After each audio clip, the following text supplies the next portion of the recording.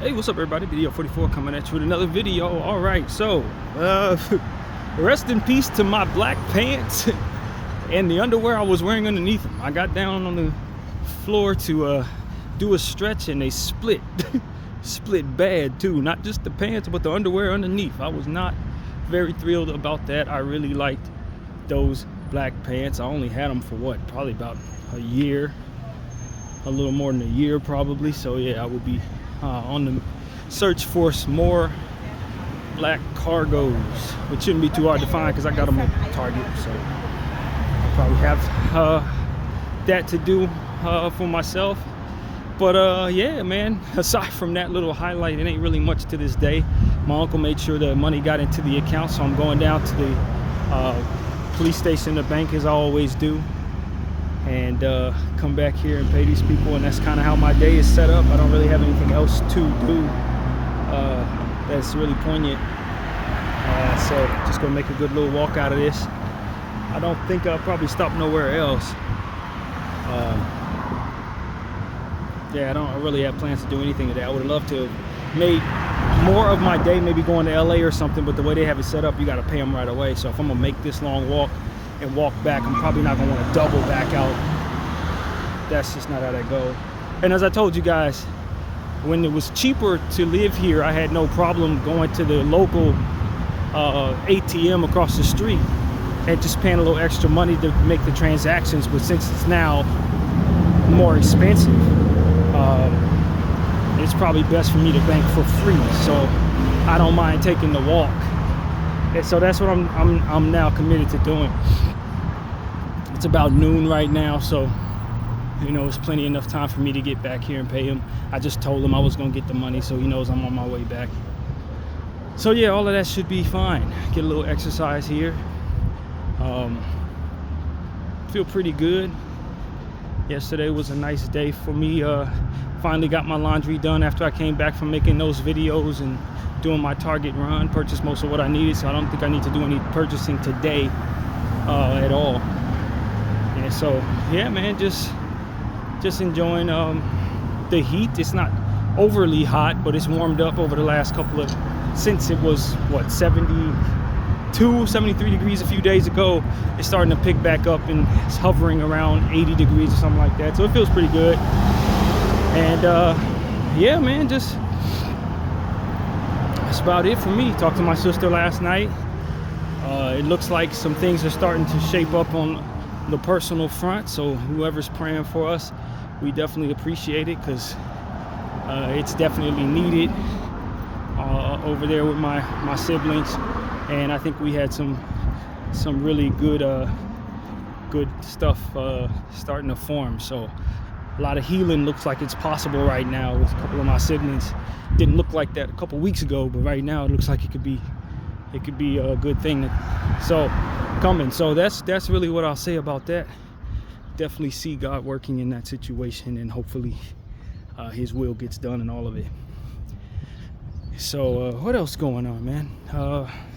The Freedom Flotilla, 46, I believe it was 46 more boats took off for sail toward Gaza,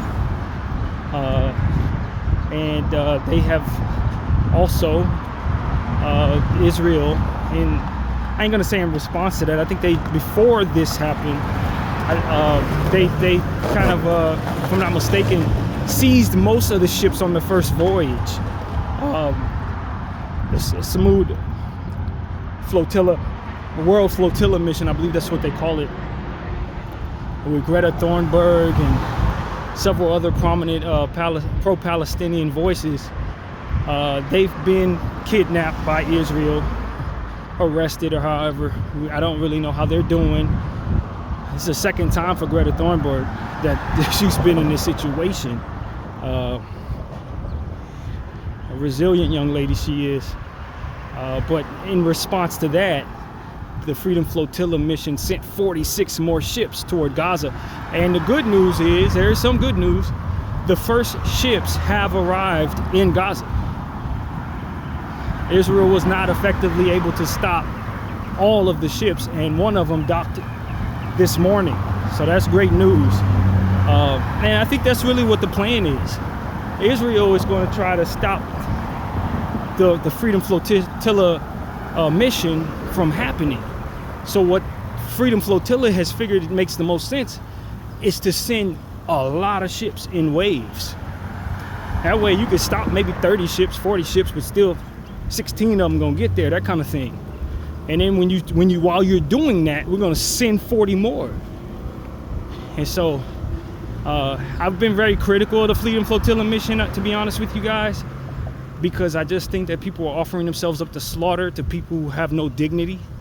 You know, it's like if you think you can shame these people into doing the right thing, I don't believe that that's possible. I have zero faith in them doing the right thing for any reason at all at this point. If it doesn't absolutely fit their narrative, they're not going to go along with it, regardless of how much pressure or how much shame comes to them for doing it. They're moving forward regardless. And so when you're dealing with people like that, I don't believe that you can walk non-violently into a situation where you're just going to do something that's against them and expect that they're not going to kill you. And so that's really my point of view. I just think these people are offering themselves up to slaughter. But you know, it is what it is. These are the means that they feel are necessary to maintain their non-violent position, while simultaneously answering the bell on humanity for what is needed in the situation. It's honorable, and it appears to be working, you know. But I don't believe in that. I don't believe in shame. I don't believe that you can effectively shame this entity. That's my thing. I don't think that you can shine a negative enough light on them to make them turn around and say, yo, I'm embarrassed. Let me stop doing what I intend to do. I think they're going to do it anyway. Because I'm watching them slaughter children while people are watching. So what's it to them to slaughter a few famous humanitarians? And you've been watching them do these things. It's like, you know, these people their lives are in serious peril. Anybody that's hopping on those missions are in serious peril. So I have great concerns about what they're going to be able to accomplish as it pertains to their survival.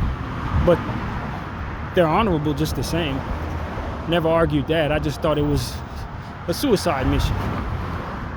It's a suicide mission. But I think these people signed up for that. I think they understood they could lose their lives, and the benefit from it is to shed a light on the hypocrisy that Israel engaging in, to expose the holes in the narrative that they're aligning with, to expose the truth in regards to what they're doing, and hopefully in that process feed a few people, get some aid to some people that is really desperately needed,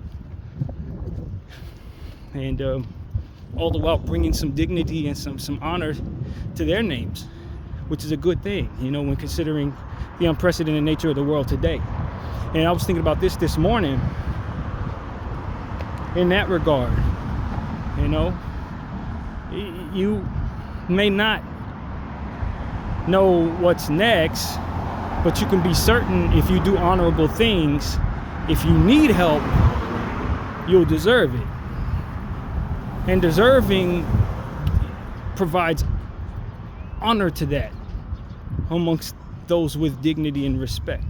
In other words, if I stand up for Palestinian rights, if for some reason my life is in danger, I will be deserving of someone standing up for my life because I then stood for someone else's. And so whether or not others honor that, it's not within my control. But that I will have inspired some humanity pointed at myself by way of my intentions toward pointing at someone else will be in place. You heighten the chance of being welcome in circumstances where you may need help. You heighten the chances of people sparing your life in situations where otherwise you may be, your life may be in the balance of someone else. You heighten the chances of someone going out on a limb and giving you the benefit of the doubt if for some reason your character is in question. When you go out on a limb for somebody else without looking for anything in response in response to that, not looking for anything that'll benefit you in regards to that, you put forth an olive branch toward the world itself and toward the universe, that maybe will come back to you when you need it most. I think a lot of times America is so, a lot of us, if not most of us, we're raised to believe that we have the strongest army in the world and the strongest infrastructure in the world. We're the most influential country in the world, and we have a stranglehold on our safety as a country. We may have to worry about one another within our bubble, but we never worry about the bubble itself, because we know we got the army, we got this, we got that could protect us. And so I think people take that for granted as it pertains to international concerns. We're literally watching things happening on an international scale that are unprecedented to us. And yet we don't have the requisite amount of reality attached to that as it pertains to our own fate. Nobody expects a bomb to hit anything they're standing in as it pertains to this country coming from somewhere else. We don't expect to see hellfire coming down on our heads, although it's not out of the realms of possibility that such things could happen, because we're watching what's happening in Gaza right now. So the requisite amount of concern that would be in place under normal circumstances is not in place as it pertains to us and our way of looking at the world, because we're safely nestled behind our military and all of that. And I just think that is something that, as you start paying attention to the inner workings of how our country is moving, you are not as protected as you once were, because the infrastructure itself has been compromised by a foreign agent that's really taking over your government completely. They may turn their army on you. They may rain bombs on your head. If you don't do what they say, they may throw you in jail for the rest of your life. If you boycott them, you may find yourself in a situation where they're changing the laws to make it difficult. They've already begun to do that. So that we feel so comfortable, as we were raised to feel, behind the greatest army in the world, what we come to find out, and when we start paying attention to who's controlling that army, is that those people don't really favor us at all.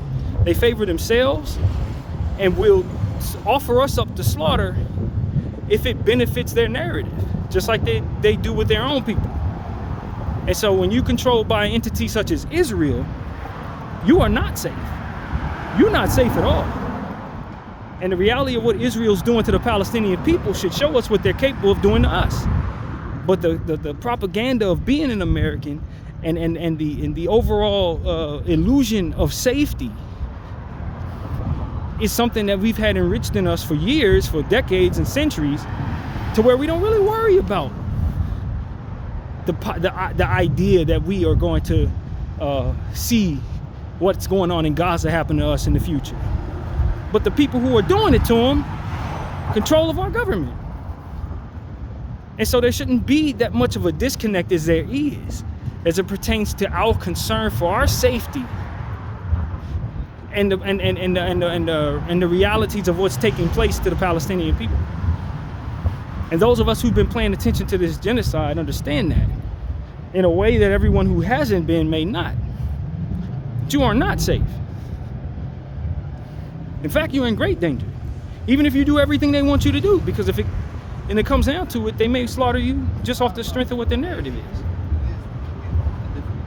And so it's not smart anymore for us to just say, oh, we got the biggest army in the world, so long as we keep our eyes open and protect against the other side, for whatever position we take, liberals and conservative. We got to protect against the dangerous people that we understand to be dangerous, gang members and trans people, whatever we done told ourselves these days, whatever we allow the propaganda to teach us. If we protect against the things that we understand to be dangerous, then we're safe. Not knowing that our country is aligned with a diabolical child murdering entity that exalts itself above anything and everything, and doesn't mind sacrificing its own people and others for the sake of its own power. You are not safe.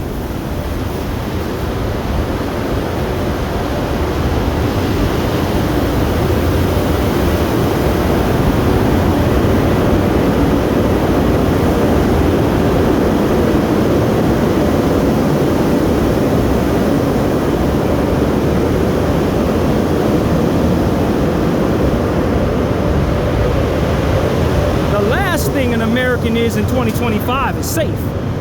That you are not. Now, you may say I'm fear-mongering, and I think that's fair, because when people are fear-mongering, it sounds exactly like this. But this is not me necessarily looking to strum up fear, but more so bring reality to a disconnect, which doesn't provide us the urgency necessary and the connectivity necessary to the atrocities that are being done other places, to the possibility or even probability that we will face them some point. And if not in our lifetimes, maybe our children's or our grandchildren will have to face the circumstances that people in Gaza are facing right now. We are not that far away from it. In fact, we're earning it. Just as I say, you earn an olive branch, you provide yourself a chance to have a good name. What America is doing as a country is providing itself the deservings of a bad reality because of what it is that it's engaging in aligning with Israel. We're on the wrong side of history. We're making people want to see us perish. We're making people want to see us under rubble. We're making people want to see us off the earth based on what it is that our government is doing in our name.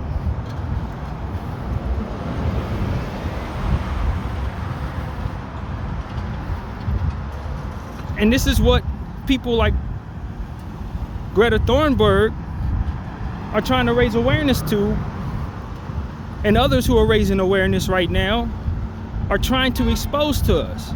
If not directly, then in some roundabout way. Every time our country represents the people in voting against a ceasefire agreement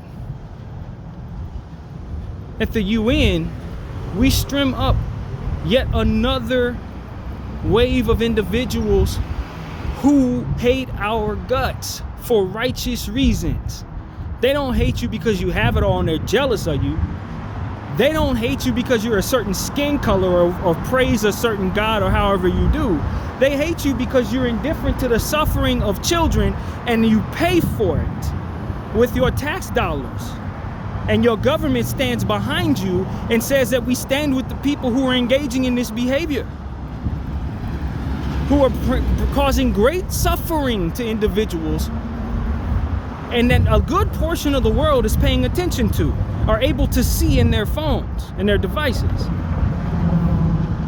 This is a crisis, and we are nestled within the confines of our propaganda so tight and so interwoven that we don't have the requisite amount of awareness to shed light to one another, to its existence.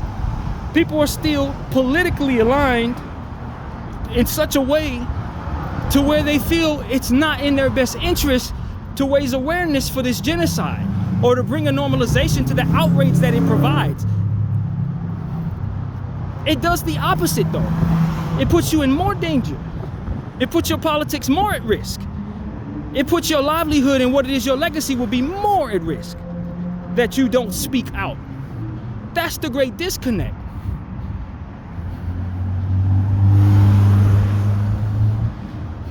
You know, I have a rather crass analogy in my head, but it's as if you've been potty trained to go on the floor. As if you've been potty trained to pee on someone's carpet. It's backwards, y'all.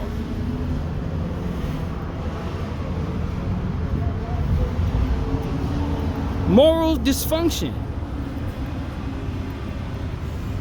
That's what this is, and I'm telling you, that's what my content is trying to bring to the table is a correction to this. To discard of the idea that I need to be chasing numbers and a certain amount of people listening to me, and more so just chasing the idea of a normalization of a culture that infuses my common interests and conversations that have to do with things that are so political and so separate from what it is that we feel is natural to our everyday way of talking to one another. I want to be able to watch the Super Bowl and consider Gaza at the same time. Because I can do that. I can multitask in that way. And I know that Americans do so in other topics, but when it comes to these type of topics, suddenly we feel like we're rude for trying to do so. Suddenly we feel like we're in a space where we're being insensitive to one another by raising the awareness to atrocities that bring about great suffering to other people. How do we find ourselves in a space where we think that that is appropriate? Being silent about genocide is appropriate, and watching children die in our phones is appropriate, but holding the people accountable for it is somehow inappropriate. We can see all of this, but still say, I'm not going to say nothing because I'm going to lose my this, I'm going to lose my that. All the people who are deciding to do this wrong or control us so much. We're so interwoven in their way of doing things, in their politics and their structures, that we find it morally appropriate to watch them slaughter people.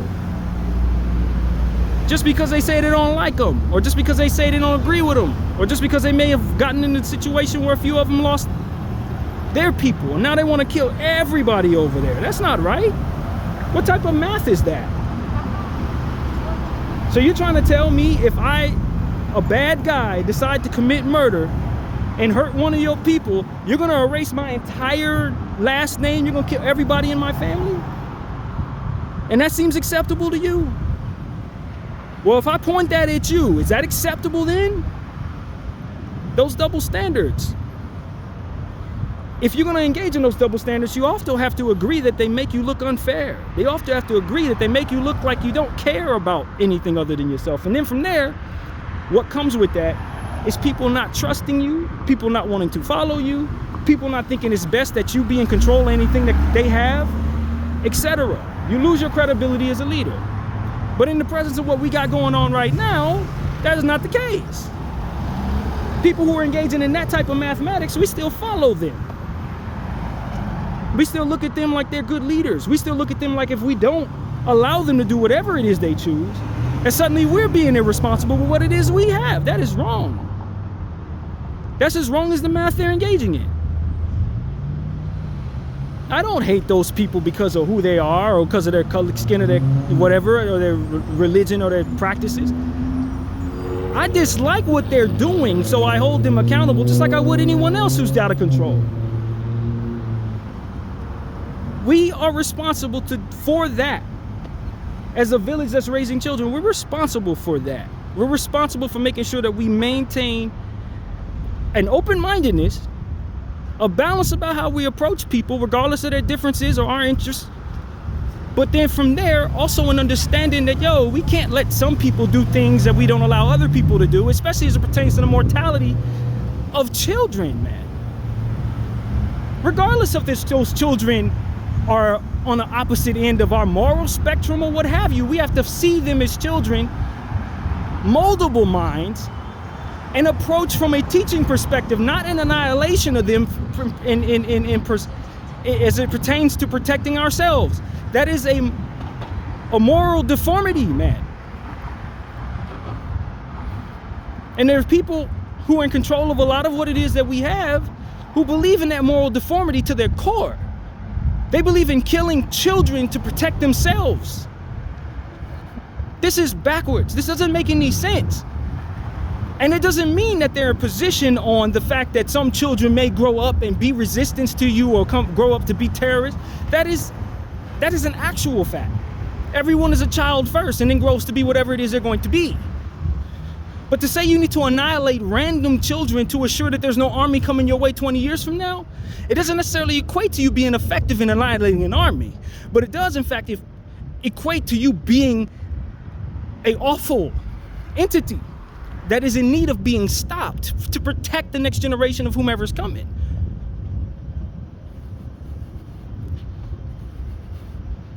And that you have a disconnect. However that disconnect is placed in you, that disconnect is in place, it's incumbent upon the village around you to hold you accountable and correct that disconnect.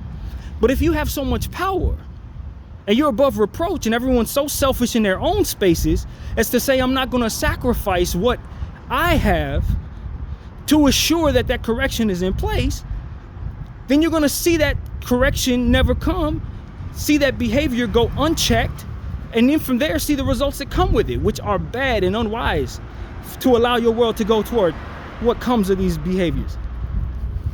And then we regret it later on. We get shunned by our kids and our grandkids and our great-grandkids for not caring about things that ultimately cause great pain to them in the future. And it is what it is. Everything that tumbles forward from there. We can be irresponsible if we want, but there are regrettable consequences that come from being that way. And as a society, we need to respect that. As if we've learned a lesson in a different area that taught us the same truth. How many times as a young person you did things that you didn't really care about the consequences, and then when the consequences came, you regretted doing those things? And the arrogance that moved you in the direction of making that mistake. I think everybody can relate to that to some degree if you're old enough and you've learned enough and you survived the mistake. Or we watch somebody make those mistakes and not survive it. Either way, it's regrettable to engage in that behavior, is it not? Prior to the consequences coming their way, it wasn't regrettable. In fact, they may have been in a space where they agreed that this should be done by everybody. Depending on what it was. The point is, it was wrong for them to do it. They may have thought they could absorb the consequences if things went bad, but when that bad came, they were not pleased with the consequences. They were not pleased with the choice to have gone forward. This is the world we're in today. As it pertains to being silent to the presence of genocide, and furthermore, acquiescing to the people who are engaging in it because of the power that they hold. You are selfish. You are selfish in the sense that you are not a part of a village that can help correct that behavior for the betterment of the entire society. You would rather allow these people to continue doing things they should not do that hurt every damn body, especially specific people, so that you can maintain your position in the world they control, allowing them to tumble forward to being worse and worse for what it is that ultimately they control. I can blame someone who's incorrect, but I can also blame the society around them that saw they were incorrect and was too chicken to speak out and correct the behavior. And that is exactly what's going on. And I won't be a part of it. I heed that wisdom, that certain things should not be done even by people who are in power, even by people who have the majority of control locked down. It doesn't mean that they're making good decisions. It just means that they have power. It doesn't mean that they are the right people for the power they have. It just means they inhabited it. And they're moving a certain way that's going to be regrettable to them. When the consequences unfold from what it is they're doing, they will have wished they wouldn't have gone about it that way. And furthermore, they would have wished that somebody corrected them. They think that what they're doing is going to bring about a certain thing. It doesn't bring that. That's the elephant in the room. That is the complete elephant in the room about the Zionist Jew and the Israeli Jew. They think what they're doing brings about one thing. It doesn't bring that at all. They think the measures they're engaging in provide them a certain thing. It brings probably the opposite. And they don't know that. It's going to require them to continue on this path for them to see that and then regret this path. That's the problem. I think very few people, especially entities of power, intend to fail. They may intend to see others fail, and it may as a means of keeping them propped up. They may intend to get back at people and not really care about what comes of that, and failure may be one of the things that come. But nobody actually intends to fail. They think one thing, and that thing ain't coming. That's not what comes with that. They've been taught something, and they're trying to see it through, and they think something's going to happen. That thing ain't going to happen. That's not what happens when you do this. They just don't know it. It's the elephant in the room. It's the biggest elephant in this entire room. But those folks are mistaken. Above all other intentions or other energies, it's just a mistakenness. I thought this. It doesn't do that. And so they're moving forward in the way they taught one another, looking for something to take place, looking to acquire a certain power and a certain respect and a certain control and a certain reverence pointed at them. That's not what comes of the behavior they're engaging in. That's not what happens when you do this. It's incumbent upon all of us who understand that to try to steer them in the right direction, to warn them, to say what I'm saying right now so that that seed is at least in the ethos, so to speak.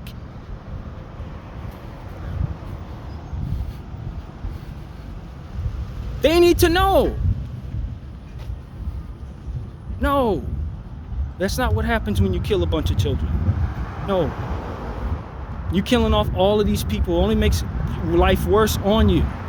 All of what it is that you think tumbles forward from engaging in this behavior, it does not bring what you think it does. It's not what happens when you do this. It is not, you're not safer for this. You're not more respected for this. This doesn't tumble forward to you having mass control forevermore. This is not how that works. That's not what comes of this behavior. These ideologies, they betray you in the end. And you have yet to learn that lesson, but it's coming. And you moving forward arrogantly in this behavior is not going to create the results you're after. It's just going to create a regret that comes with engaging in this behavior. That's it. It's called being wrong.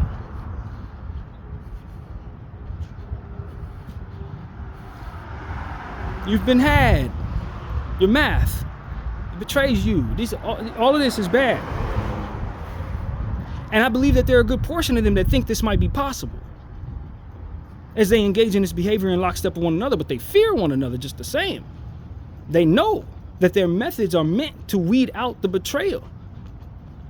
Just like gangs in the streets, just like many organizations. They weed out those who want to get a bold idea about going against this because the greater good has to be done. So it's in fact got people locked into irresponsible behavior, just like many other evil factions in this world. Like, you know you shouldn't do this, but you're gonna do it anyway because everybody around you agrees you don't want to be outcasted.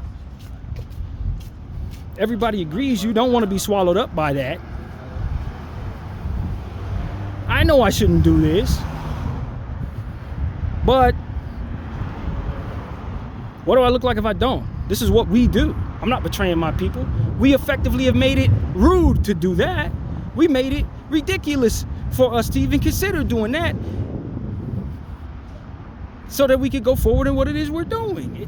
That is what they're dealing with. The people know that these are betraying,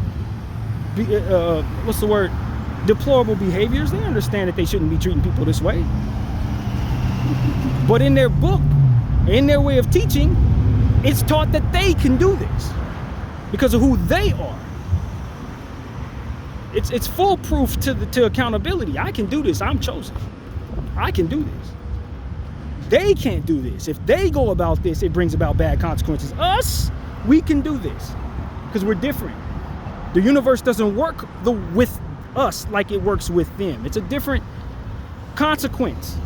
When I hit the floor, I hurt myself. When they hit the floor, I guess something else is supposed to happen. That's how they look at the world. It's bulletproof as it pertains to the propaganda itself. And so why would I go against the behaviors that I'm engaging in if it brings about consequences that don't apply to anyone but me? And furthermore, if I engage in the behaviors that are true to other people's reality and survival, then it brings about the adverse results that I am looking for. This is what they've convinced one another. This is what they believe. The Goy can't do what we do. If they do it, it's sin. If we do it, it's acceptable because we're chosen. This is why none of them are turning away from this unwise and destructive behavior. Unwise and destructive methods. Despicable and disgraceful methods, because it's foolproof in the sense that it's only disgraceful if everyone else does it. It is not disgraceful if I do it because I'm different. And when you let that type of energy go unchecked, this is what you get.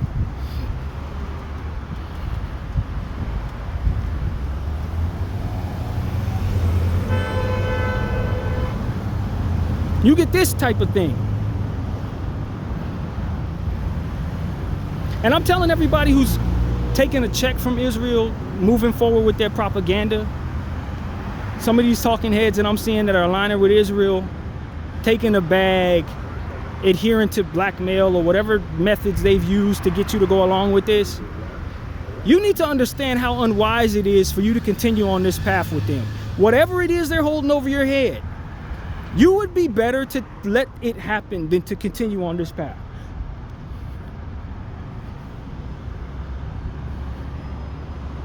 I know you're not going to believe that. I know you cannot see that, but that is actually the reality of your existence. You would be better, simply better, for taking the other path and letting whatever it is they hold over your head fall on your head. Because later on, when people hold them accountable, and it's going to be understood how awful all of this was, it's going to be the people who did that get celebrated.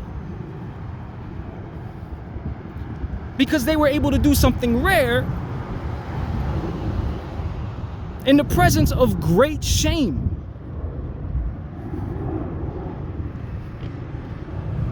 That's the thing that I don't think people really see coming.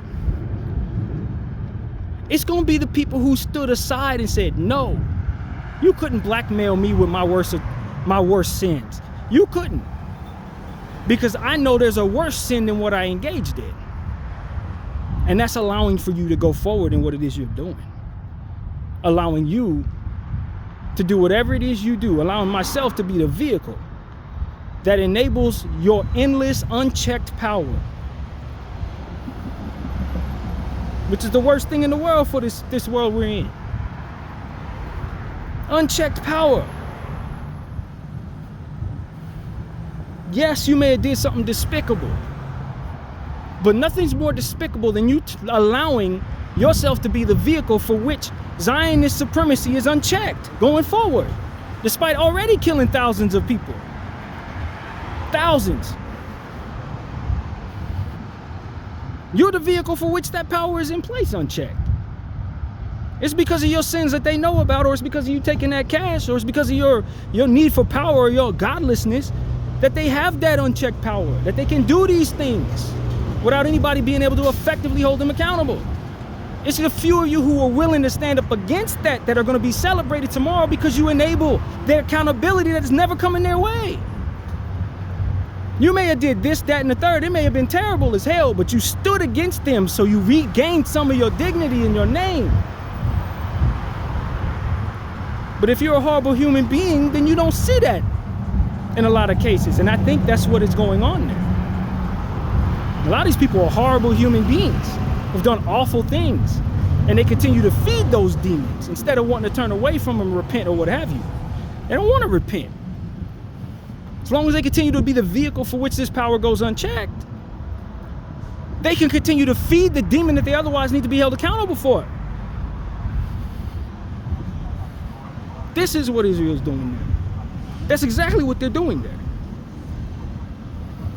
Not only are they not holding people accountable for the things that they're doing behind the scenes, but they're feeding them what it is that ultimately allows them to continue on that process. That's what we're not really talking about.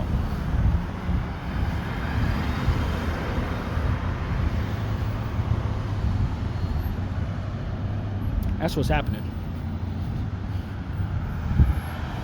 A lot of these people are in 6 spaces, 6 mindsets, sexual mindsets, or what have you. Very deep, dark, demented mindsets. And Israel's not only saying, hey, if you keep doing this for me, I'm going to allow you to continue to do this for yourself. But they're also saying, if you turn against me, I'm going to tell everybody what you did. And I'm going to kill you, them, and them. And that's some real strong, that's some real power behind that. I get them being afraid. I get them trying to self-preserve. You give me a choice between accepting $1 million or getting hung, obviously I'm gonna take $1 million, right? So one extreme to the extreme next, right? I get it. But this is what happens when you take that $1 million. These people get to continue going unchecked, doing whatever they choose. And when they finally do get held accountable for it, or when they really do finally run into that wall that's going to be ultimately in front of them, who's going to get the blame? Who gets disgraced? Not just them, but the vehicles that allow for that energy to even be possible, for that wall to even be hit.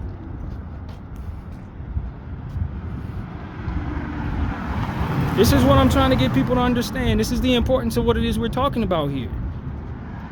There are things worse than guilt, friends. Just like there are things worse than death. There's things worse than embarrassment. There are things worse than shame. And we're in the presence of that right now. And the smart ones are going to they're going to choose the right way. And they're going to take whatever comes with that. That's what they're going to do. And not doing so is going to bring about consequences that are regrettable to them. This is what I know. A lot of us call ourselves to be planners. We're not short-sighted in nature. We believe that we're good at seeing things coming and having instincts and all of that. But when it comes to this type of thing, those instincts betray us? Or do we not follow those instincts when they are there? This is what I'm here to tell y'all, man. Some of you know what I'm saying is true, but you're too afraid to take the steps to make yourself have any sort of redemption to your name going forward. You portray all of that, the possibility of any of that, with your fear and your compliance and your willingness to take that $1 million, so to speak. Feed those demons, so to speak. Protect yourself from accountability, so to speak, or shame, or embarrassment, or whatever that looks like to you. To forego that power, which ain't really power if you're controlled. Someone got their hand up your butt like a damn puppet. How much power do you actually have? You call yourself a president or a congressperson, but you don't even get a chance to make any decisions. You're just wearing a robe. You're just sitting at a desk. You don't actually say any damn thing in regards to what goes down. So how much power do you have? You got as much power as I do. Probably less, because at least I can use my voice.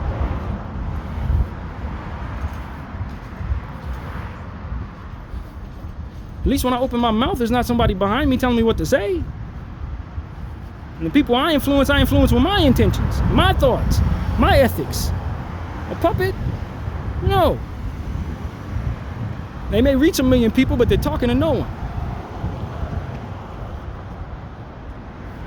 They may influence a bunch of people, but they influence no one.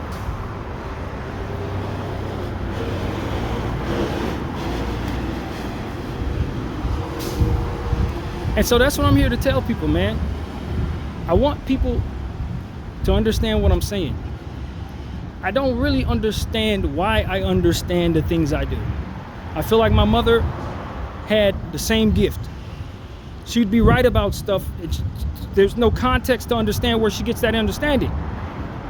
She couldn't tell you why she knew certain things or why she could sense certain things. She had never been through certain things that would allow for her to even understand these certain things, so to speak. I inherited that gift from my mother. I don't know why I understand the things I do or can see through certain things that I do, and why it seems like no one else can. I don't know. All I know is that the Lord has given me what I call a spiritual lens from which to look at the world through. And if I do that correctly, if I'm doing that correctly, He'll guide me toward His intentions and what's most wise for me to share with others. This is just what it is. I've learned to accept it. It's a gift. And so I'm telling all of you, it would be wise for you to accept whatever consequences you believe are coming than to be a vehicle from which unchecked power continues to go unchecked. I'd expect no one at all, to follow what I'm saying. Or for most of the people who need to hear it, to even hear it come out of my mouth. But that is not stopping me from talking. It's not stopping me from having the confidence and knowing that I'm right.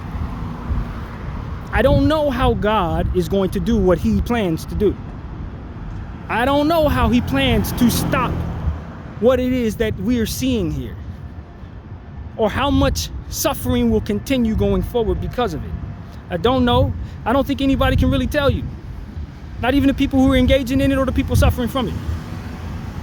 But what I can tell you is it would be much wiser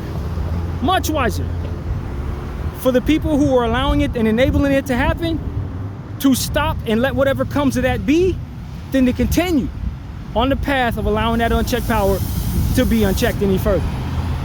Regardless of what the reality is for themselves and their children, their families, and the people they're trying to preserve and protect. It would be wise for you and all of them. It would be better for you and all of them if you stand against that for which is unchecked power. In this circumstance specifically, and maybe others in the future if such were to arise. Don't let unchecked power be unwise in your presence. That's what I'm saying to you. This is what I understand inherently, and I don't even know why I know this. I just know it. I haven't been raised in a certain way that would allow for me to see things. I don't know nothing, I'm not a part of a secret, I don't know. Just trust me. I just trust myself in this regard.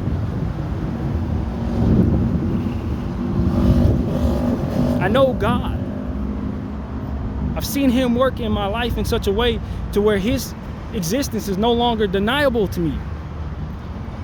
I know how he operates as it pertains to holding me accountable. And I've watched him hold others accountable as well. I've lived through what I would consider to be a taste of his wrath. I've seen it, engaging in my own nonsense and suffering what comes of that.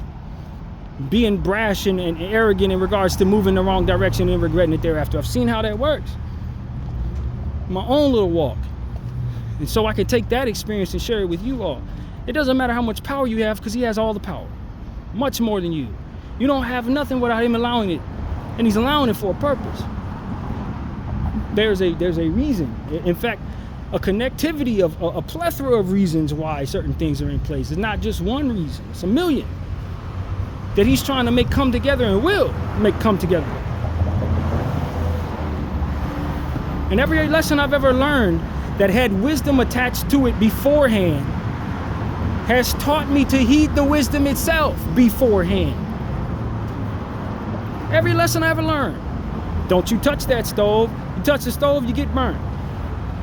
Don't hang out with them. Bad things gonna happen. Bad things end up happening. Should have listened to the wisdom. Or thank God I did.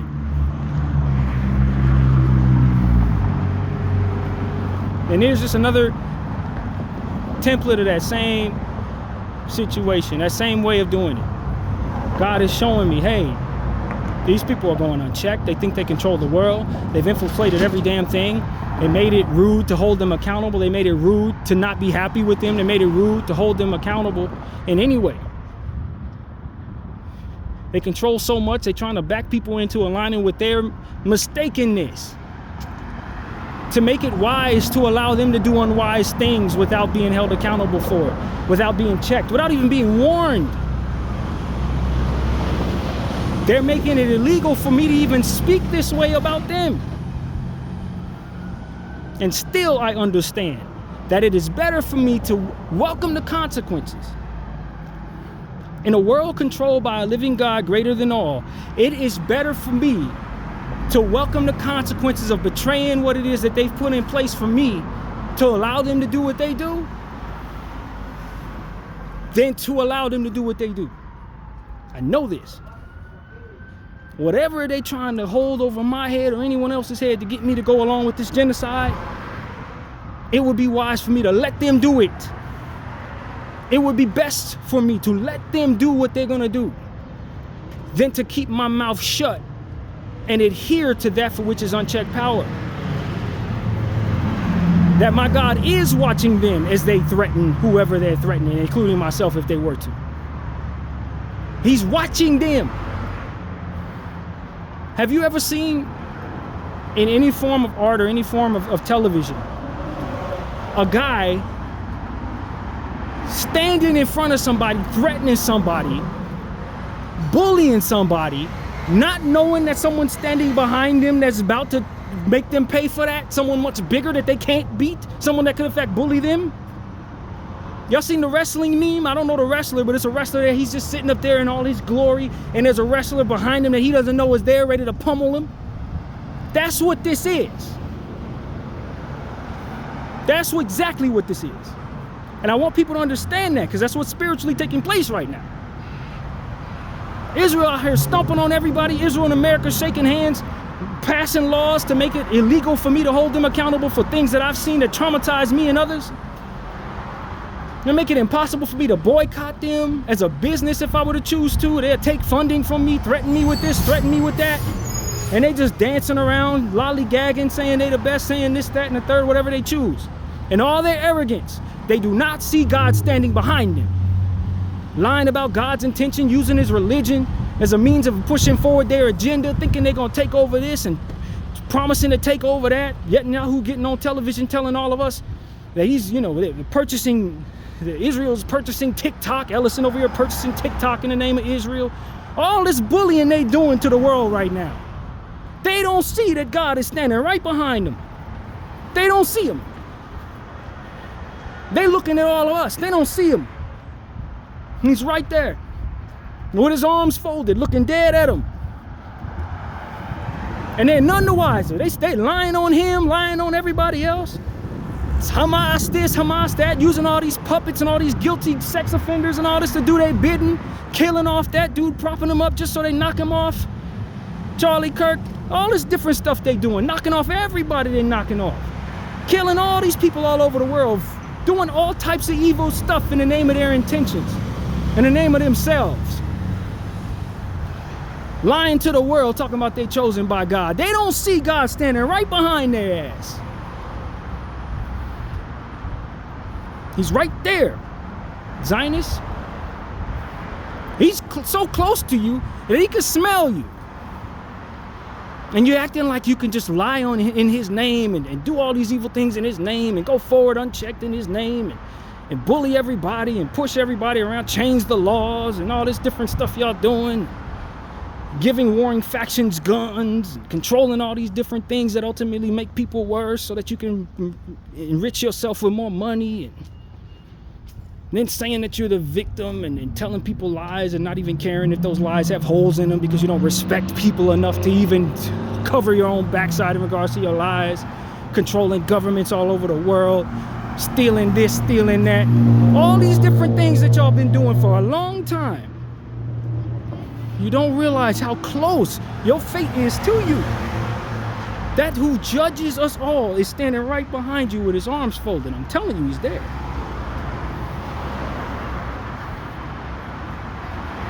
And as you continue to move as you move in the name of yourself, doing all that you're doing there, everyone you're doing it to, thinking that nothing's coming for you other than what it is that you create for yourself and others, believe me when I tell you there's a God standing right behind you. And far be it from me to tell you what he's thinking, I don't know. I'd imagine he's not happy. I'd imagine he's angry. In my head, he's angry. Far be it from me to know what the infinite understanding of his interest is, or the infinite understanding of his perspective is. I don't know. But I'd imagine he ain't too thrilled.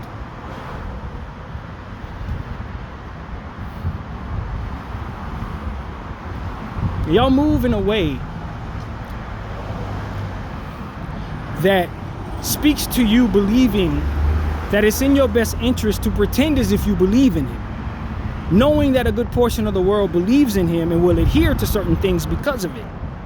You betray those things, you betray yourself in the process, and you hoard and enrich and bring to yourself whatever it is that ultimately you can bring to yourself.